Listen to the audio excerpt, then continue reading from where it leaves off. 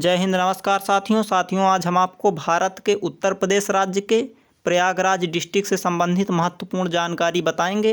प्रयागराज का इतिहास क्या है, प्रयागराज की भौगोलिक स्थिति क्या है और प्रयागराज में कौन कौन से प्रमुख शिक्षण संस्थान हैं और प्रयागराज के प्रमुख कौन कौन से पर्यटन स्थल हैं जहां आप घूमने जा सकते हैं। इससे संबंधित पूरी जानकारी और भी महत्वपूर्ण तथ्य। तो सबसे पहले हम जानते हैं प्रयागराज का इतिहास क्या है।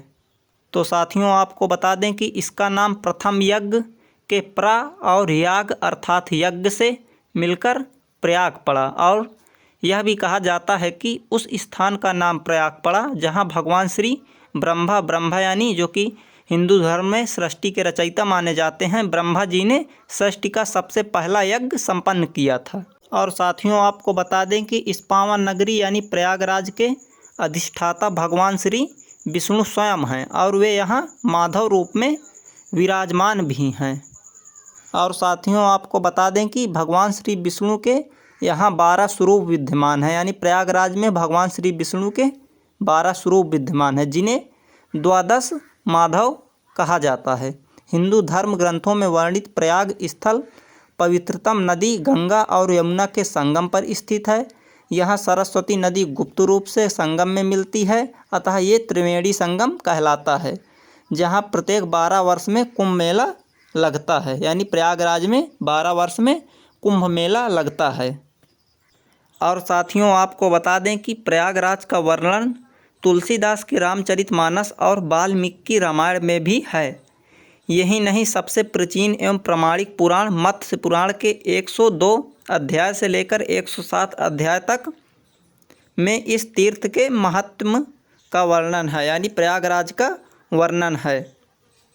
अब साथियों देखते हैं प्रयागराज का क्या है मुगलकालीन इतिहास, यानी मुगलों के समय में प्रयागराज से संबंधित जानकारी।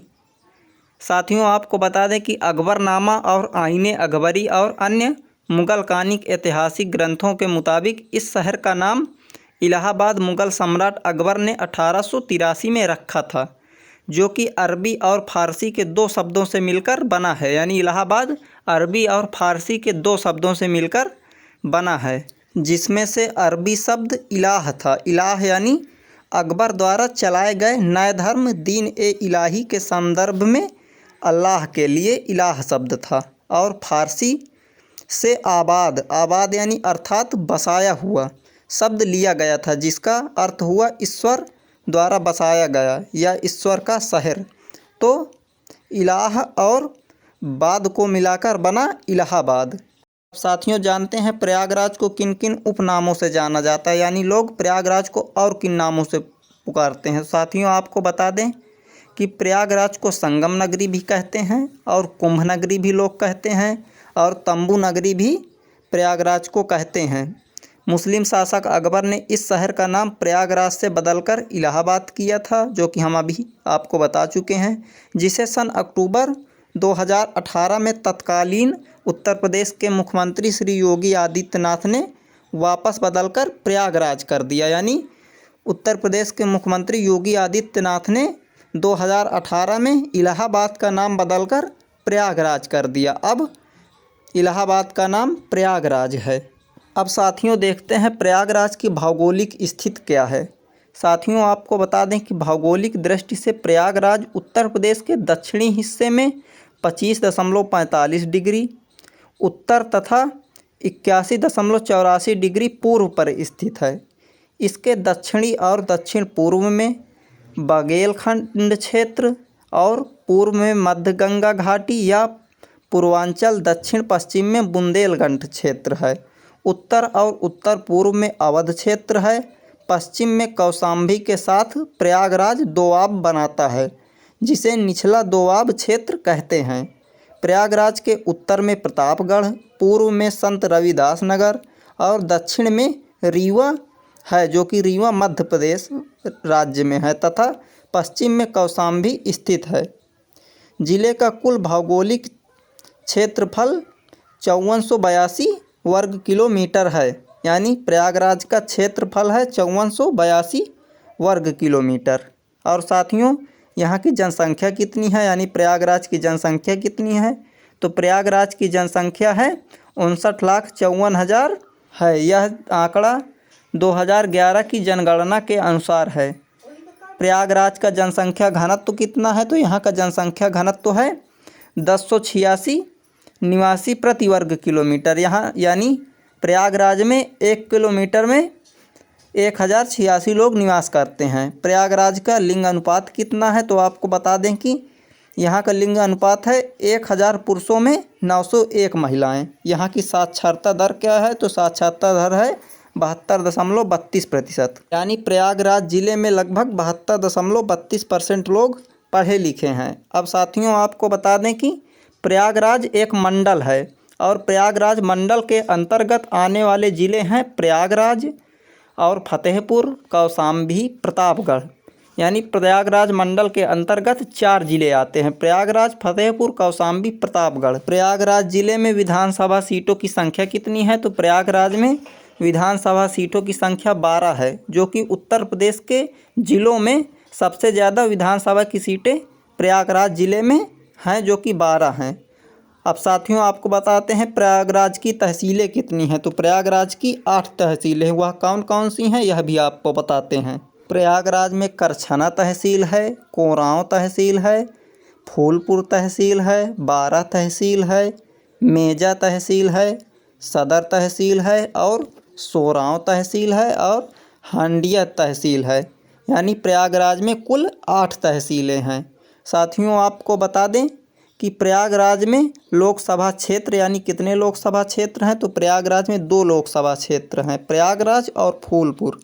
प्रयागराज में ब्लॉकों की संख्या कितनी है? तो यहाँ ब्लॉकों की संख्या 20 है।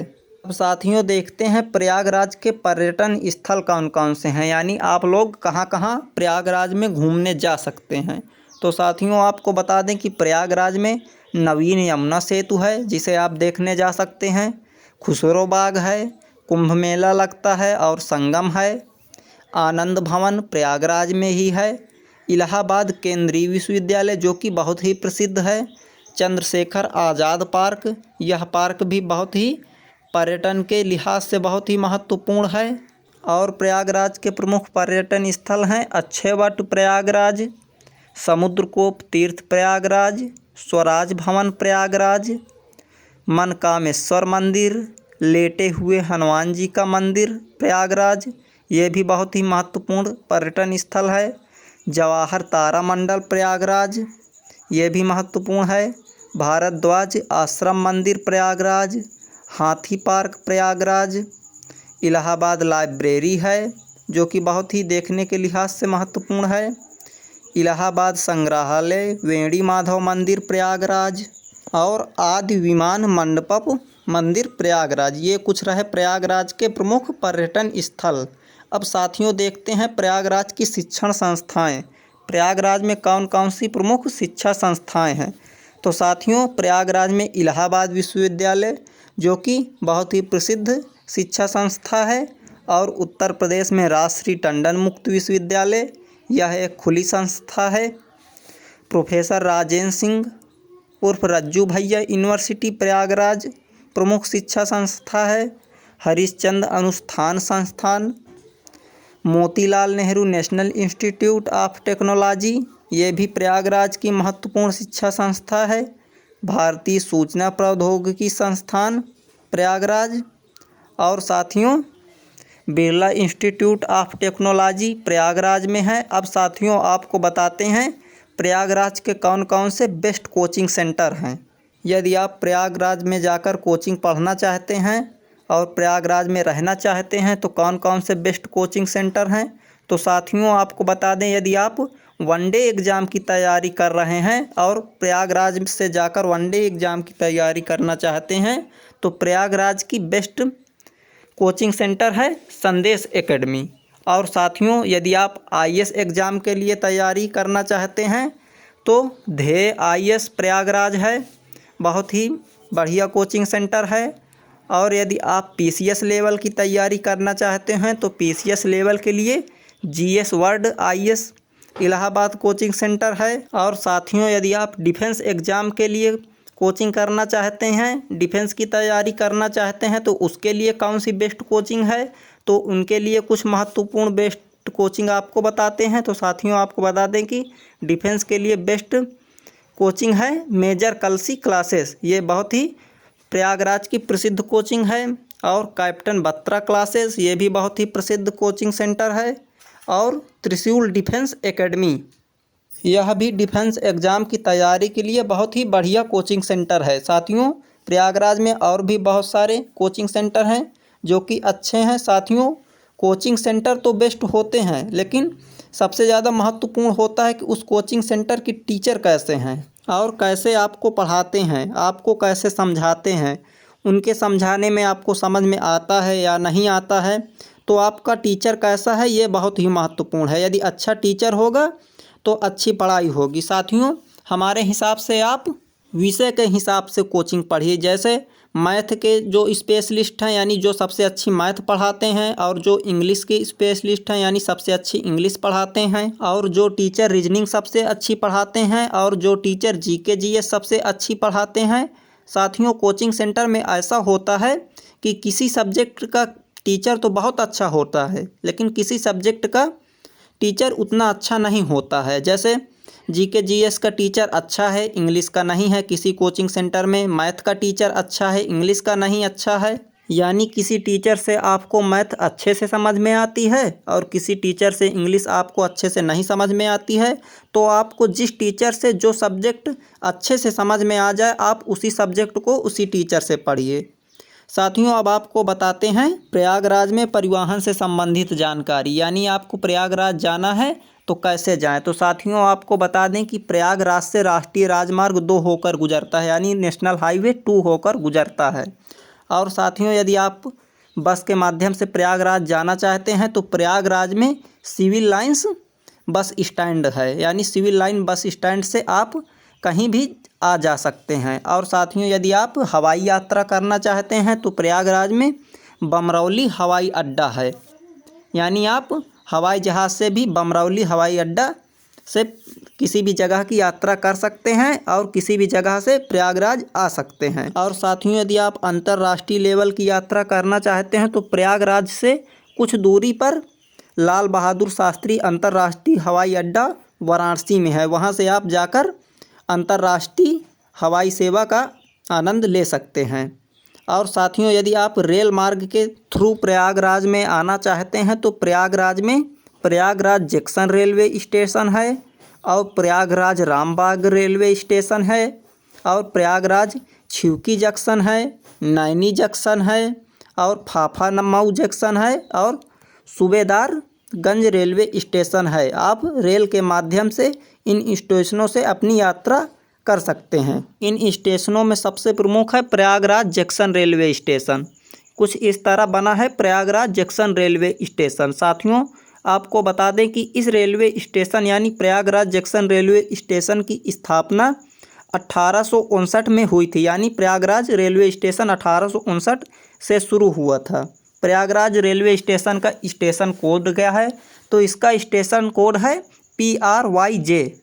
प्लेटफॉर्म की संख्या कितनी है, यानी प्रयागराज जंक्शन स्टेशन में कितने प्लेटफॉर्म हैं, तो इस स्टेशन में 10 प्लेटफॉर्म है और एक प्लेटफॉर्म का निर्माण हो रहा है। लगभग इस प्लेटफॉर्म का निर्माण हो चुका है, ये शुरू ही होने वाला है। और प्रयागराज जंक्शन में 18 ट्रैक हैं। साथियों आपको बता दें कि प्रयागराज जंक्शन का पहले नाम इलाहाबाद जंक्शन था, जिसका स्टेशन कोड ALD था। अब साथियों ये 2018 में इसका नाम श्री योगी आदित्यनाथ द्वारा परिवर्तित कर दिया गया है। अब इस स्टेशन का नाम प्रयागराज जंक्शन है। अब साथियों प्रयागराज से संबंधित और भी महत्वपूर्ण तथ्य जानते हैं। साथियों उत्तर प्रदेश की पहली रेलगाड़ी 1859 में प्रयागराज से कानपुर के बीच चलाई गई थी।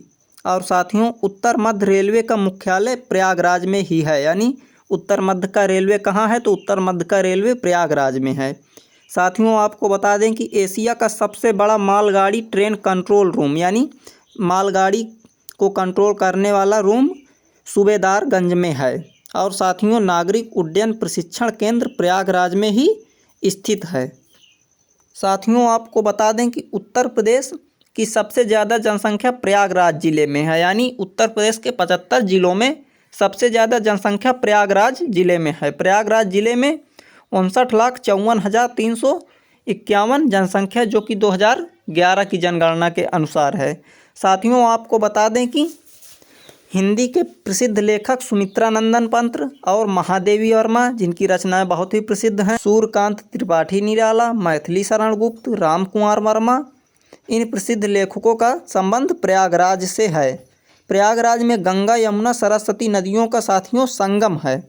और साथियों, आपको बता दें कि मोतीलाल नेहरू और जवाहरलाल नेहरू जो कि भारत के प्रथम प्रधानमंत्री रहे हैं, इंदिरा गांधी जो कि भारत की प्रधानमंत्री, ये भी भारत की प्रधानमंत्री बनी हैं, मदन मोहन मालवीय, रामानंदाचार्य जो कि तुलसीदास के गुरु हैं, तुलसीदास वही जिन्होंने रामचरितमानस लिखा है, अमिताभ बच्चन।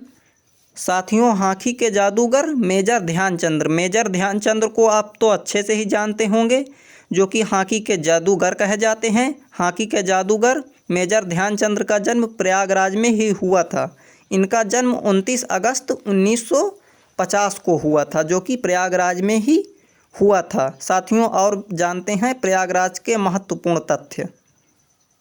साथियों, आपको बता दें कि माध्यमिक शिक्षा चयन बोर्ड का गठन प्रयागराज में 1982 में हुआ था। माध्यमिक शिक्षा चयन बोर्ड यानी जो टीचरों का चयन करती है, उस बोर्ड का गठन 1982 में प्रयागराज में ही हुआ था। और साथियों, सरस्वती पत्रिका को तो आप अच्छे से जानते होंगे, जो कि बहुत ही प्रसिद्ध पत्रिका है। सरस्वती पत्रिका का प्रकाशन 1900 ईस्वी में प्रयागराज से ही हुआ था। और साथियों, आपको बता दें कि Indian telephone industries Naini Prayagraj में है। फास्फेट उर्वरक कारखाना भी प्रयागराज में है। यूरिया उर्वरक कारखाना इफ़को फूलपुर प्रयागराज में है। और Mehta institute of math and physics भी प्रयागराज में ही है। प्रयाग संगीत समिति की स्थापना प्रयागराज में ही की गई है। और साथियों, उत्तर मध्य क्षेत्र का सांस्कृतिक केंद्र 1985 में प्रयागराज में ही स्थापित हुआ था। और साथियों, आपको सबसे महत्वपूर्ण पॉइंट बता दें कि प्रयागराज में त्रिवेणी संगम पर 12 वर्ष में कुंभ मेला और 6 वर्ष में अर्ध कुंभ मेला लगता है। यह प्रयागराज के लिहाज से बहुत ही महत्वपूर्ण तथ्य है। और साथियों, माघ महीने में माघ मेला प्रयागराज में आयोजित होता है। और गंगा महोत्सव और त्रिवेणी महोत्सव भी प्रयागराज में ही आयोजित होता है। ये रहे कुछ प्रयागराज के महत्वपूर्ण तथ्य। यदि आपको वीडियो अच्छा लगा हो तो हमारे वीडियो को लाइक करें और वीडियो को दोस्तों के साथ शेयर करें, ताकि इस वीडियो का लाभ और भी आपके दोस्त उठा सके। और कमेंट में हमें बताएं कि आपको वीडियो कैसा लगा, और चैनल को भी सब्सक्राइब करें।